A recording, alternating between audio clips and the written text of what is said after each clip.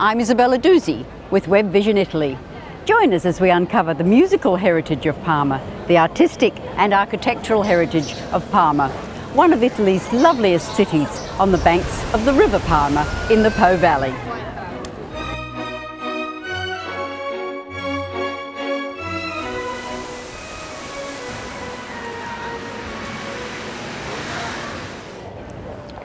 Strolling through the elegant streets of Parma, it's hard. You have to work hard to conjure up in your mind the violence that took place in this city when ruling powers vied for supremacy.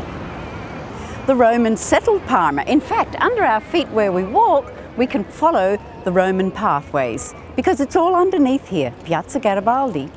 And then the barbarians descended upon Parma, in fact, sacking it several times.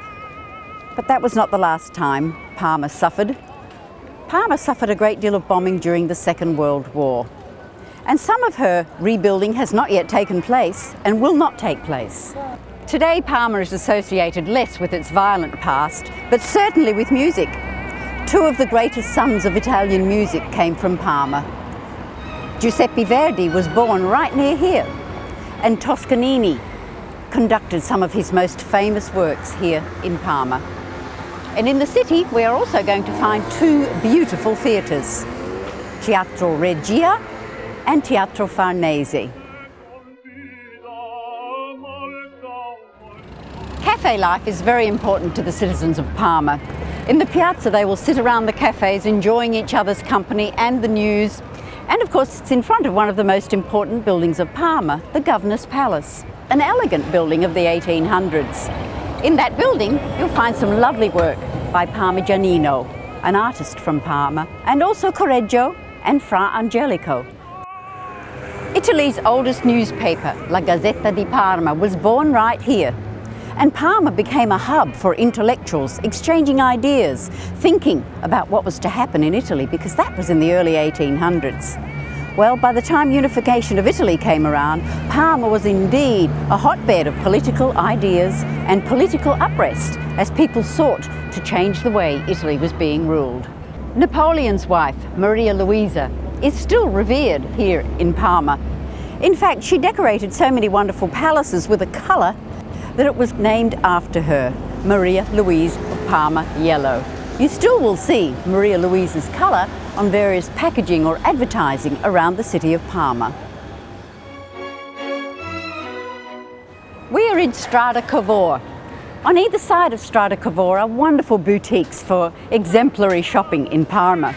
But you may come across a modern building every now and again, a structure that is obviously post-war.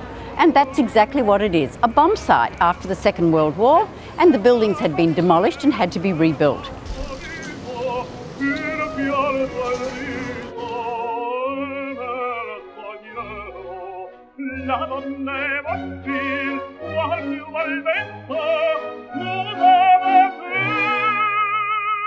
This delicious little box holds the violets of Parma, one of the specialities of the region, for a lovely little hit of sugar with the scent aroma of violets. Violets of Parma have become another symbol of this city. For Strada Cavour, you'll find yourself tempted by the espresso coffee, tempted by the shoes and bags and wonderful goods of Parma. However, Strada Cavour has undergone a renovation since the Second World War.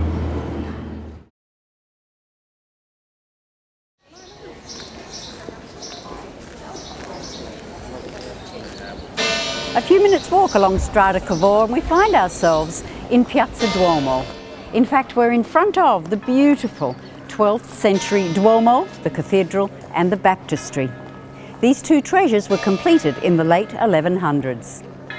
The facade of the church is known as Romanesque Lombardic architecture.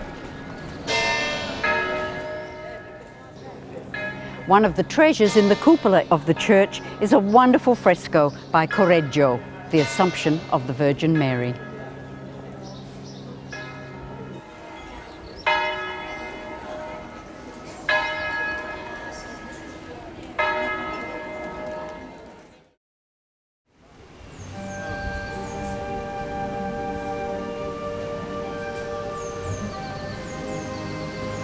Piazza della Pace, the Piazza of Peace in Parma.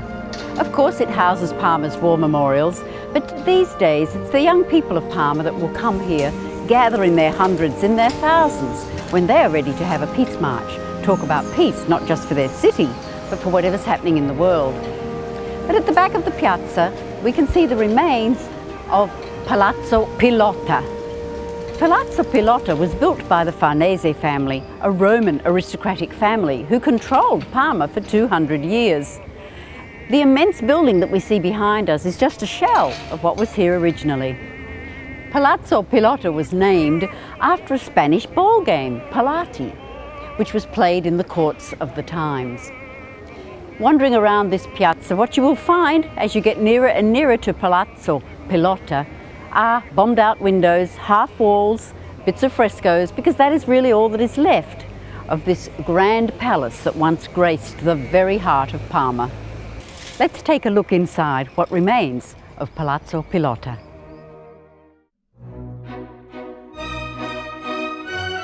Maria Louise of Austria inaugurated Teatro Regio in Parma, but in here, in Palazzo Pilota, we find a gem of a theatre which was built by the Farnese family.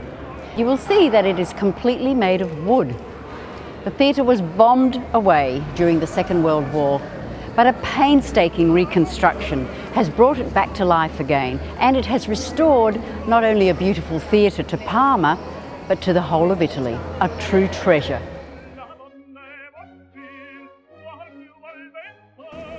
Napoleon's wife, Maria Louisa, opened this theatre, Teatro Regio, and she painted it her own colour, Parma yellow.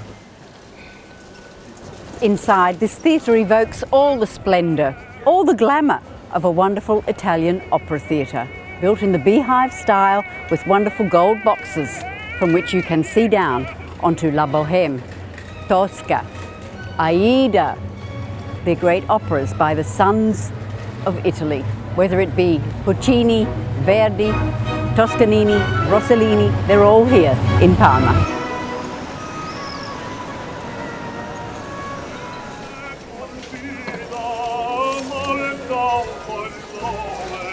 Thank you for joining us on our tour of Parma.